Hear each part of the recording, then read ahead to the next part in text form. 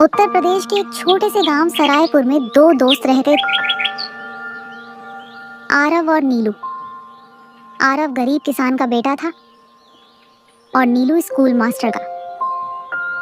दोनों रोज नंगे पांव स्कूल जाते, रास्ते में आम तोड़ते, नदी किनारे बैठकर सपने देखते। नीलू हंसते हुए कहता, एक दिन मैं बड़ा अफसर बनूंगा। आरव मुस्कुराता, और मैं तेरा बॉडीगार्ड। दोनों ठहाका लगाते। पर दोस्ती मजाक नहीं थी, वो दिल से थी। एक दिन स्कूल में मास्टर जी ने कहा, कल सबको नई कॉपी लानी है। नीलू तो खुशी से झूम उठा, पर आरव चुप हो गया। घर जाकर माँ से बोला, अम्मा कॉपी चाहिए। माँ ने पुरानी साड़ी के पल्लू से पैसे खोले, सिर्फ 3 रुपए।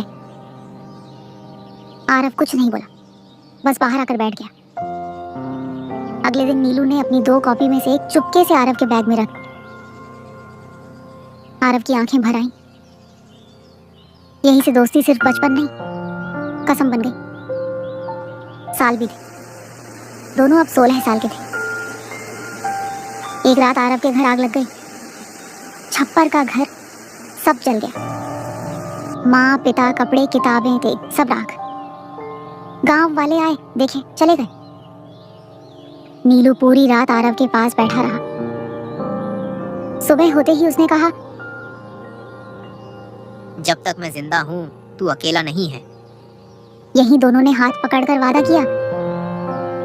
दोनों पढ़ाई में अच्छे थे। गांव से निकलकर शहर आए इंटरमीडिएट के लिए। पहली बार शहर देखा, बड़ी इमारतें, शोर, लोग, तेज जिंदगी।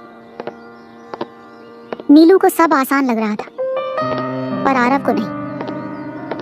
एक दिन फीस भरने के लिए पैसे कम पड़ गए। क्लास के सामने क्लर्क चिल्लाया, फीस नहीं है तो पढ़ने मत आओ। पूरी क्लास हंसने लगी। आरव सिर झुकाकर बाहर आ गया। नीलू ने उस दिन अपना मोबाइल बेच दिया और फीस भर दी। आरव ने कहा, क्यों किया ये सब? नीलू बोला, क्योंकि तू मेरा भाई है। कॉलेज के बाद रिजल्ट आया। नीलू को स्कॉलरशिप मिल गई, दिल्ली यूनिवर्सिटी। आरव का सिलेक्शन नहीं हुआ। नीलू खुश भी था, उदास भी। स्टेशन पर ट्रेन खड़ी। नीलू चढ़ने वाला था। आरव ने पूछा, दिल्ली जाकर मुझे भूल तो नहीं जाएगा?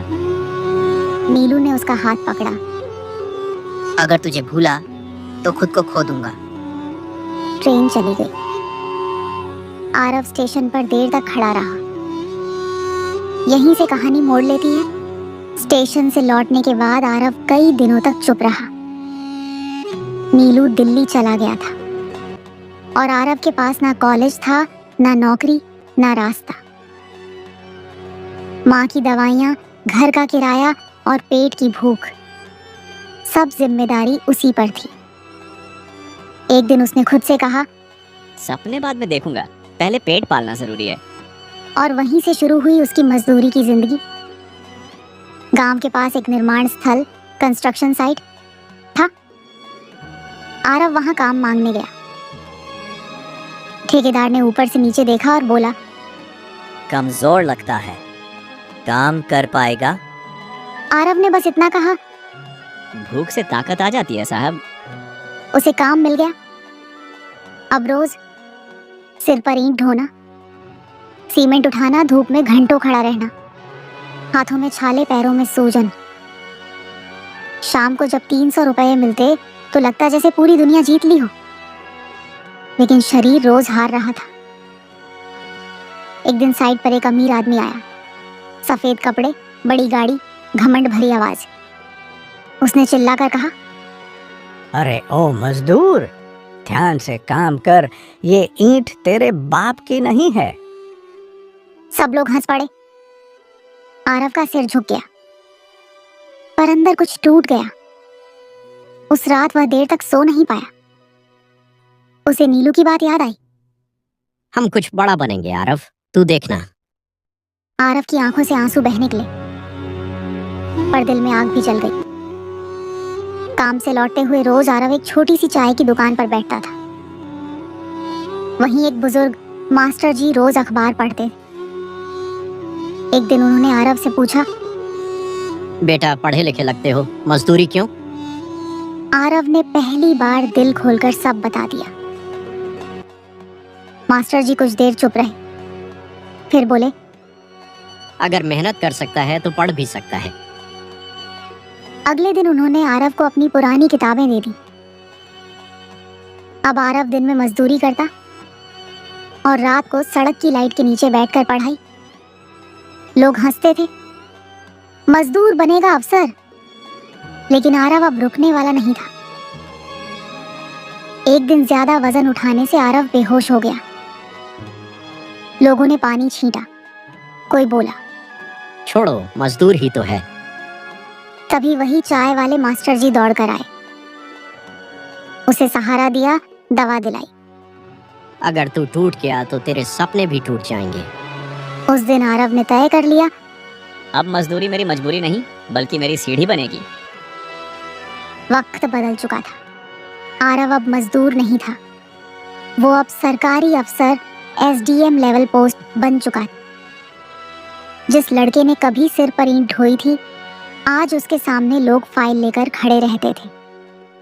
पर दिल आज भी वही था, सादा, सच्चा, दोस्ती वाला। एक दिन आरव एक सरकारी निरीक्षण के लिए उसी शहर पहुंचा जहां कभी उसने मजदूरी की थी। कार्यक्रम के बाद वो अकेले टहल रहा था। तभी उसकी नजर एक छोटी सी चाय की दुकान पर पड़ी, वही दुकान जहां कभी वो सपनों के साथ बैठा करता था। आरव बैठ गया। तभी एक थकी हुई आवाज आई, एक चाय देना। आरव ने सिर उठाया और जो देखा, दिल कांप गया। सामने नीलू खड़ा था, कमजोर शरीर, उलझे बाल, बुझी हुई आंखें। आरव खड़ा हो गया। नीलू? नीलू ने देखा पर पहचान नहीं पाया। फिर अचानक आंखें फैल गईं। आरव, तू? कुछ पल दोनों बस देखते रहे। नीलू की आंखों से आंसू बहने लगे। मैं फेल हो गया दोस्त, शहर में गलत संगत में पड़ गया, पढ़ाई छूट गई, नौकरी नहीं मिली, सब खत्म हो गया। वो फूट फूट कर रो पड़ा। आरव ने उसका कंधा थमा और कहा, आज भी वही बोलूंगा जो बचपन में कहा था, तू अकेला नहीं है। नीलू ने कांपती आवाज में कहा, पर अब तू अफसर है और मैं कुछ भी नहीं। आरव की आंखें भर आईं। उसने कहा, अगर तू कुछ नहीं है तो मैं आज यहाँ तक पहुँचा कैसे? आरव ने नीलू को अपने साथ रखा, उसका इलाज करवाया, उसे नई स्किल सिखाने में मदद की। कुछ महीनों बाद नीलू ने एक छोटी लाइब्रेरी प्लस कोचिंग सेंटर खोला। आज गांव के गरीब बच्चों को फ्री में पढ़ाता है। सच्ची दोस्ती वही नहीं जो साथ हंसे, सच्ची दोस्ती वो है जो गिरते हुए को थाम ले। अगर आपको ये कहानी पसंद आई हो तो प्लीज इसे अपने दोस्तों के साथ शेयर जरूर कीजिए। वीडियो को लाइक करें और ऐसे ही इमोशनल और इंस्पायरिंग स्टोरीज के लिए चैनल को सब्सक्राइब करना बिल्कुल ना भूलें।